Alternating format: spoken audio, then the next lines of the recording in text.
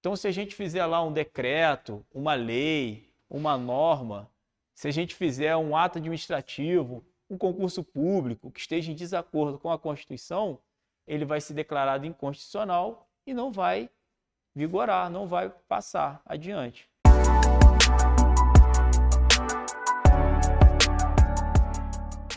Vamos lá. Qual alternativa ali que vocês têm certeza? Qual afirmativa que vocês têm certeza de que seja verdadeira ou falsa? C. A C é o quê? A C é verdadeira? Então, peraí. Ninguém deve ser submetido a torturas, nem a penas ou tratos cruéis, desumanos ou degradantes. Toda pessoa privada da liberdade deve ser tratada com respeito devido à dignidade inerente ao ser humano. Pode? Se você reparar a opção A e B, são as únicas constadas. Hã? Os únicos constadas são A e B. O resto é para retirar. Então, olha ali, olha beleza, tranquilo. Então, isso aqui é verdadeiro? Tá, aí vamos lá. Se a terceira é verdadeiro, a gente tem que ter certeza, tá, senhores? Eu tenho que começar pelo que eu tenho certeza, senão eu erro tudo. Eu tenho certeza que a terceira é verdadeira.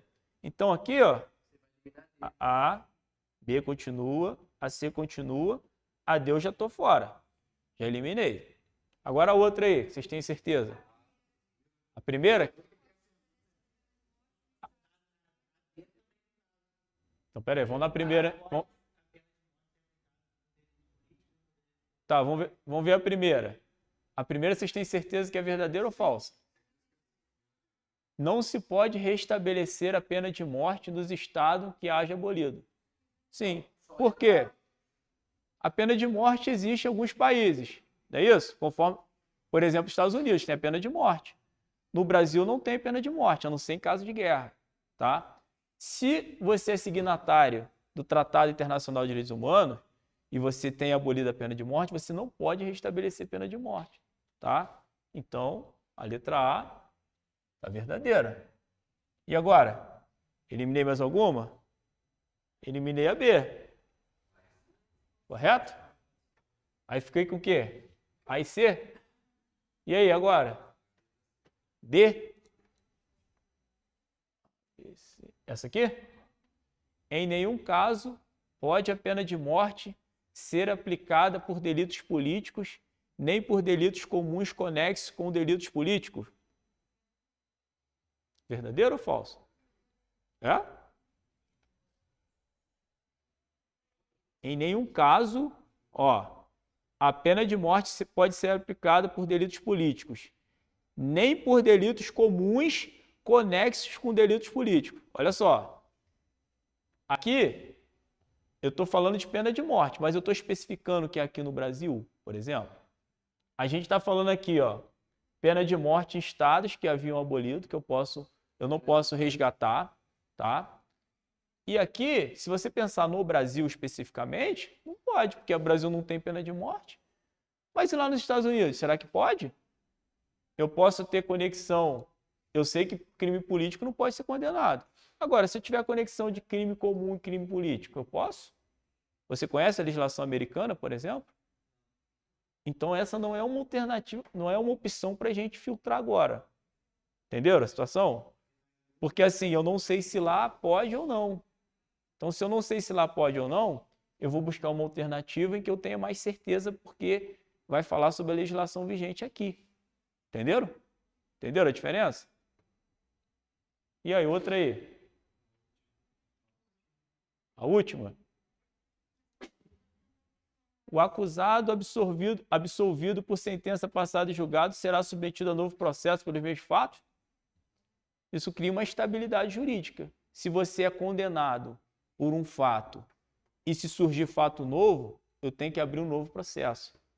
Porque se tiver o trânsito julgado, o que é trânsito julgado? Você foi condenado em primeira instância, você foi condenado à segunda e não houve o que? Recurso para o Tribunal Superior. Ou se houve o recurso, você foi julgado e condenado ou absolvido. Depois do trânsito julgado em todas as esferas de recurso, não pode ser julgado novamente, porque senão cria uma estabilidade jurídica. Então você é condenado, depois você é absolvido, você é absolvido, depois condenado, tá? Então essa daqui não pode. Ninguém pode ser privado de liberdade, vai ser falso. Vai ser falso? Ninguém pode ser privado de sua liberdade física, salvo pelas causas e nas condições posteriormente fixadas pelas condições políticas. É, falso. Porque aqui, ó.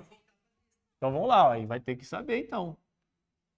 VFV, VFV. VFV, vai ter que saber. Aí o que eu faria? O que eu faria? Eu sei. O que eu sei? Eu sei que no Brasil você não pode ser condenado por pena de morte, tá? E os crimes políticos, eles têm anistia. Quando você é exilado, você tem as anistias dos crimes políticos cometidos para você retornar ao país, tá? No caso da pena de morte, em nenhum caso pode ser aplicada a pena por delitos políticos. Em nenhum caso é complicado. Eu estou generalizando, tá? Quando eu falo em nenhum caso, é complicado.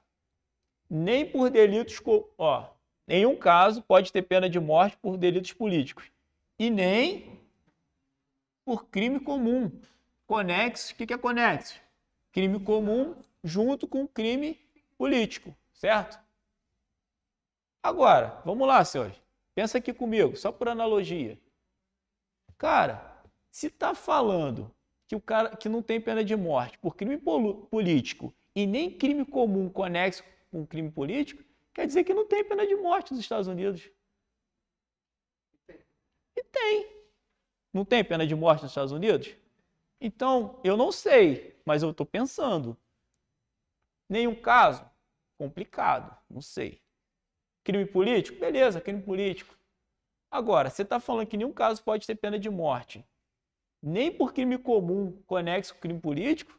Então quer dizer o seguinte, eu quero praticar um crime comum lá nos Estados Unidos, esse crime comum, ele tem a pena de morte, a pena aplicada é a pena de morte. O que eu vou fazer? Eu vou vincular aquele crime comum com um crime político para eu não ser condenado à pena de morte, pô. Eu quero te matar. Eu vou conectar alguma coisa política, eu vou te matar, vou cometer um outro crime político para não poder ser condenado à pena de morte. Certo? Então, se estivesse falando somente crime político, eu até marcaria verdadeiro. Agora, como está falando crime comum, se entrou em crime comum, filho, tem que ter pena de morte. Porque se lá tem essa condenação, obviamente é por crime comum. E aí está falando crime comum conexo com crime político. Então ele vai perder não no crime político, mas no crime comum. Por isso que essa alternativa aqui, ó, ela é o quê? Falsa. E a alternativa é a letra A. Entenderam, senhores? O que acontece? Na prova, em alguns concursos, por eliminação vocês já vão chegar à resposta certa. Aqui eles fizeram para você pensar um pouco mais. Entendeu? Não sei, o que eu tenho que fazer? Qual é o primeiro estágio? Identificar alguma coisa. Não deu para matar? Eu tenho que pular, tenho que subir o degrau.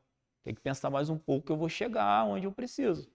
Só que tem que abrir a casinha aí e buscar lá no cerebelo lá, sacudir e trazer alguma coisa que possa diferenciar. Tranquilo? Todo mundo entendeu? Pessoal de casa aí, tá entendendo? Tá tranquilo? E aí, Lucas, tá tranquilo? Senhores, podemos passar para o conteúdo de hoje? Aqui já foi. Isso aqui é conceito. A gente já está cansado de... A gente vai entrar agora. Vou ter que apagar isso aqui. A gente vai entrar no artigo 5º. Quem nunca viu, quem já viu vai relembrar.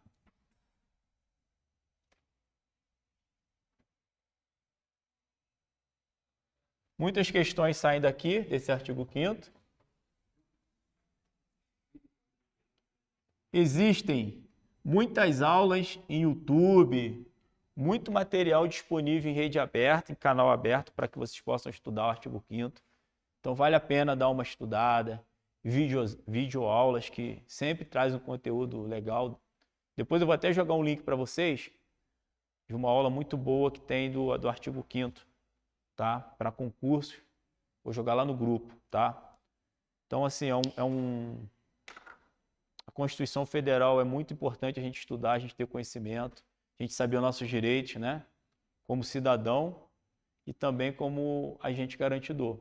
Então, assim, são 78 incisos, mas, assim, importantíssimo da gente saber para a nossa vida, para saber o que a gente tem direito, o que a gente tem como obrigação, quais são nossos deveres perante a sociedade. Então, é um artigo que eu não me canso de estudar, porque a gente sempre está se utilizando dele para justificar as condutas, as ações que são praticadas e também para requerer qualquer direito que a gente precise também. Tranquilo?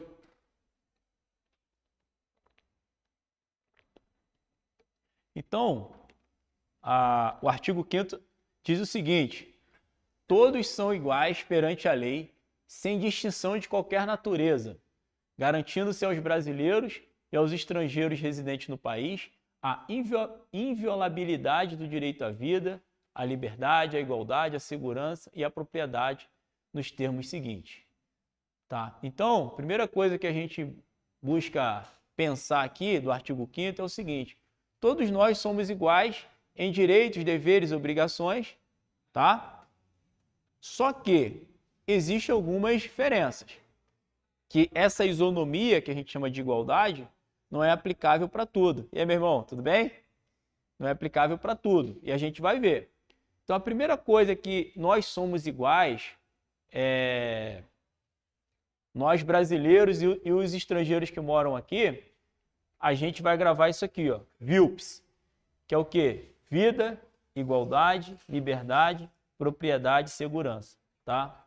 Aí, às vezes, cai na prova uma pergunta voltada a quais são as garantias de direito que os brasileiros e estrangeiros têm de acordo com o artigo 5º.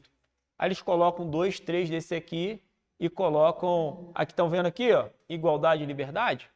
Sabe o que eles colocam aqui no meio? Fraternidade. Aí você lembra dos ideais da Revolução Francesa, né? Igualdade, liberdade e fraternidade. Aí você vê na questão igualdade, liberdade, fraternidade e propriedade. Aí você fala, matei. Igualdade, liberdade e fraternidade é imensurável. Pô, esse negócio de propriedade aqui não tem não. Certo? Cuidado. Então, ó, primeira coisa, bizu, VILPS. Vida, igualdade, liberdade, propriedade e segurança. Essa segurança é jurídica. Por que é segurança jurídica? Lembra que eu falei agora? Que depois do trânsito julgado a lei não pode ser modificada? Por quê? Justamente para a gente ter essa segurança jurídica aqui. Tanto em relação à absolvição, quanto em relação à condenação do réu. Tá? Então, primeira coisa é gravar o VILPS aí, primeiro bizu. Agora a gente vai ver o seguinte: homens e mulheres são iguais em direitos e obrigações nos termos dessa Constituição. Só que igualdade nos termos da Constituição não quer dizer que todo mundo tem que fazer as mesmas coisas, correto? A gente não vê, por exemplo, uma aposentadoria com idades diferentes para um homem e para a mulher, certo? Então essa igualdade de direitos é de acordo com quem? Com a Constituição, tá? Por quê? Foi feito um estudo fisiológico de que um homem suportaria trabalhar mais tempo do que a mulher. E aí a Constituição Cidadã, que foi feita pela Assembleia Constituinte em 1988, entendeu que tem que haver essa diferenciação nos termos da Constituição. Então, tem igualdade entre homens e mulheres de acordo com a Constituição. Tranquilo, senhores?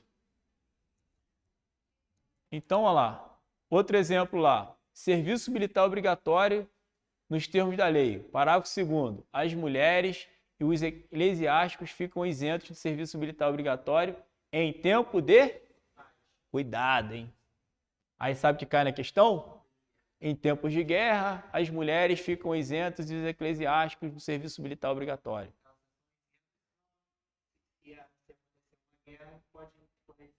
Elas vão prestar o serviço militar obrigatório, tá? Então, as mulheres são isentas do serviço militar obrigatório em tempo de paz, tá? Então, isso aqui já traz uma diferenciação do homem e da mulher, de acordo com a Constituição. Todos são iguais, porém tem a diferenciação.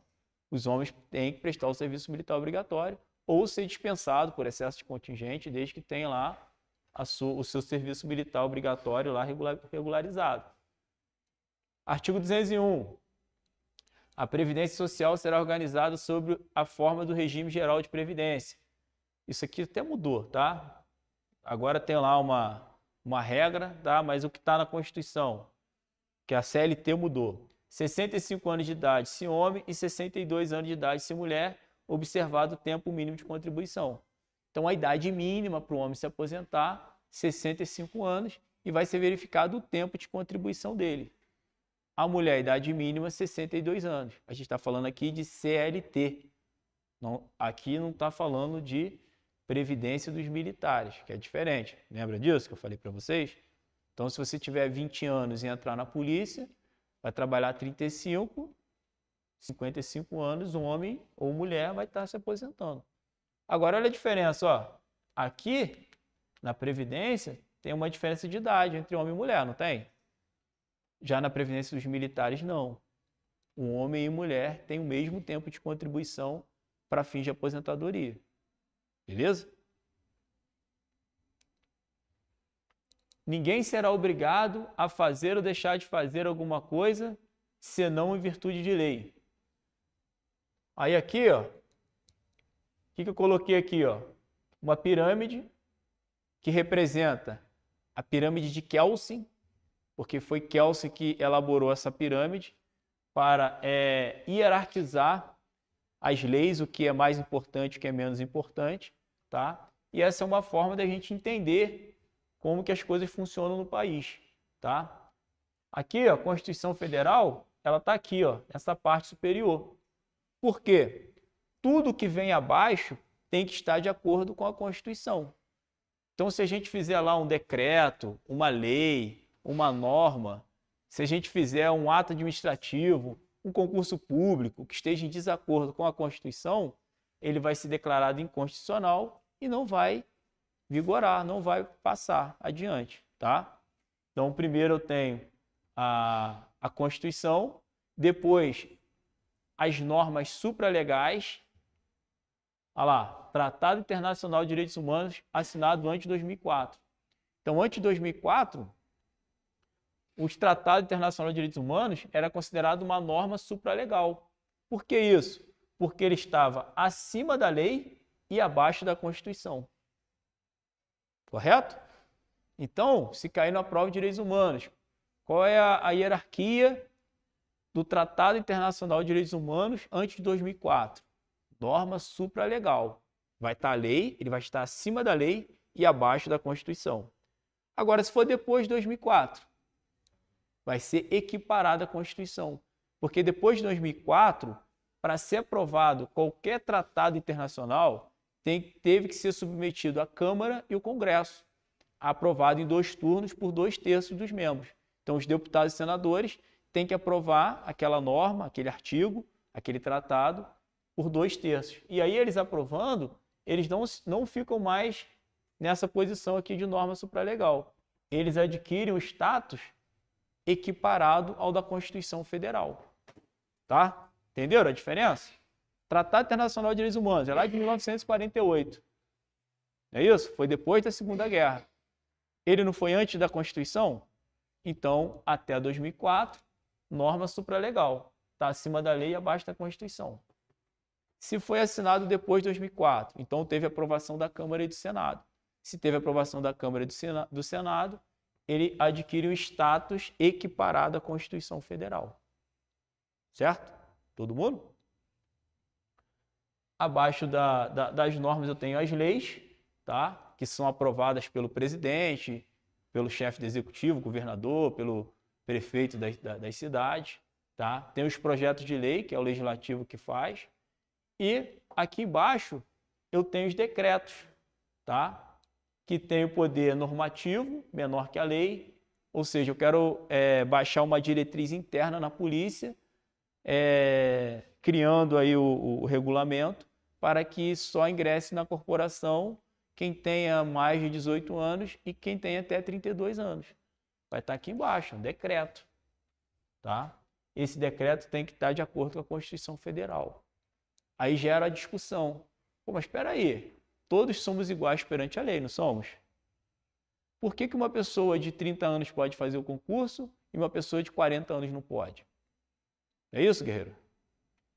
Né? Aí que eu vou abrir o precedente para você entrar com embargos de declaração lá na hora de você entrar com recurso, quando você for aprovado e ninguém acreditar na sua idade. Por que isso? Isso fere a isonomia, tá? Isso fere um princípio constitucional que é a isonomia. Só que os órgãos públicos, eles entendem que você tem que ter um mínimo de contribuição, tá? Que é 35 anos, que são 35 anos, e que você tem a idade limite de 67 anos, que seria fisiologicamente a idade limítrofe para que você pudesse exercer suas funções. E aí que eles conseguem justificar o não aumento na idade de ingresso para os serviços militares, certo? É por conta disso que eles saem pela tangente. Alguns aceitam, outros desembargadores vão lá e derrubam. E aí a pessoa consegue entrar por questões aí de mandado de segurança, tá? E aí a gente justifica porque se paga determinados impostos, IPTU, IPVA, imposto de renda, porque lá o legislativo criou um projeto de lei com essas propostas para que fosse aprovado e o cidadão pagasse esses impostos aí para o Estado. Que nem a gente está discutindo agora o ICM da gasolina, do combustível. Não é isso? É por conta dessas aprovações aí do chefe do executivo, que pode ser por medida provisória, que pode ter uma validade de até 6 meses, ou então pelos deputados e senadores. Tranquilo? Todo mundo? Ninguém será submetido... Olha lá, ali. Artigo 5º, inciso 3º da Constituição. Ninguém será submetido a tortura nem a tratamento desumano ou degradante. Está escrito alguma exceção ali? Está escrito? Salvo em caso de guerra, salvo no estado de calamidade pública, que nem estava trazendo nas questões? Não está trazendo. Então, tortura não é admitida no ordenamento jurídico pátrio. Então, não pode. É livre a manifestação do pensamento, sendo vedado o anonimato. O que é isso?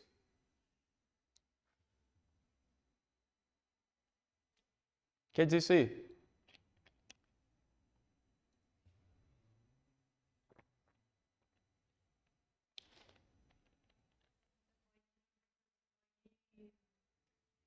Manifestar sua forma de pensamento, mas você tem que pôr a cara a tapa.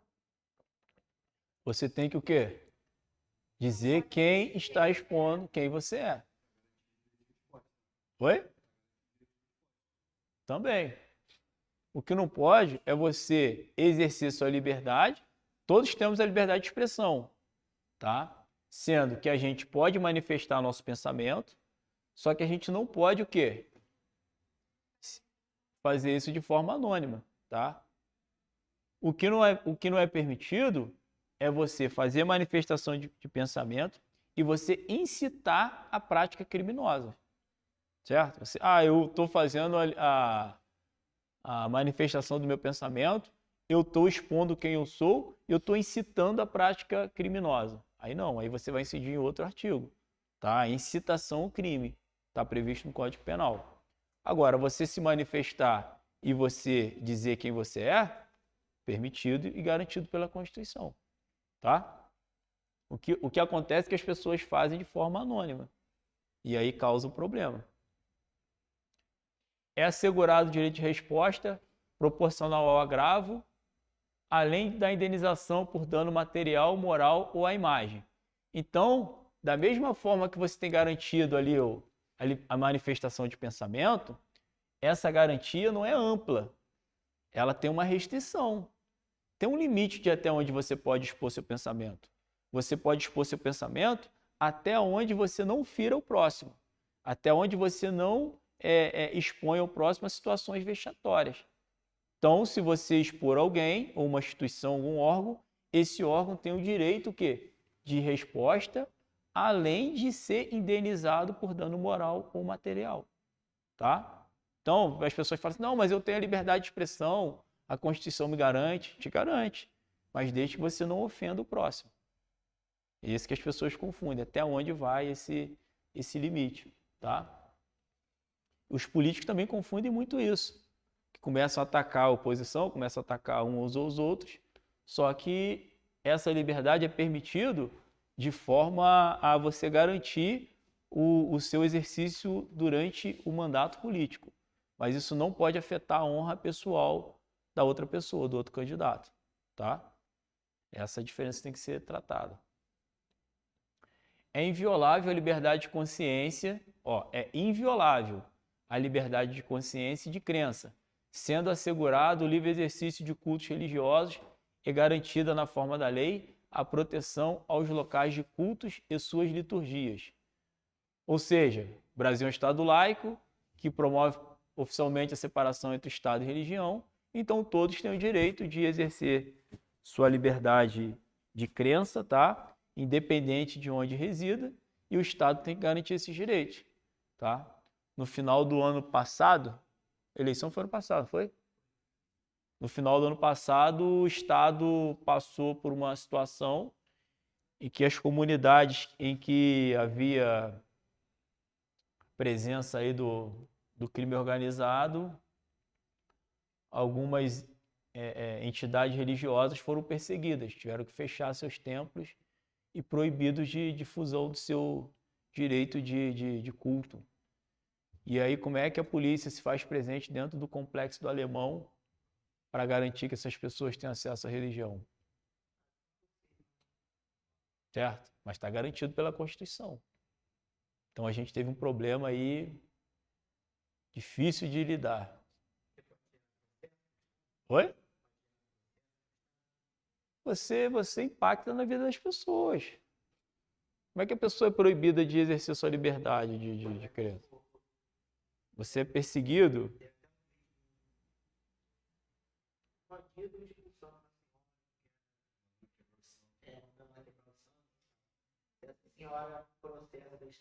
Sim. Ela teve o seu direito líquido e certo ferido. A partir do momento que a polícia, que o Estado, não só a polícia, né?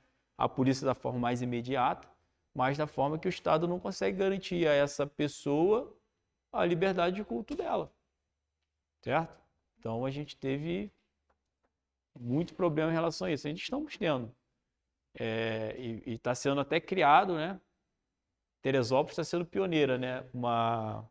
Um patrulhamento exclusivo para essas entidades religiosas, para proteger todas as entidades religiosas. Foi? Foi. Aí tem um projeto piloto, assim como aconteceu com a Maria da Penha, assim como aconteceu com a patrulha escolar, né? Agora está iniciando essa nova forma de patrulhamento, aí, nova modalidade de policiamento, voltado para a proteção dos templos religiosos. Tá? Aqui na Serra, graças a Deus, a gente tem uma tolerância ainda, mas na região metropolitana a gente está tendo alguns problemas em relação a isso. Tranquilo?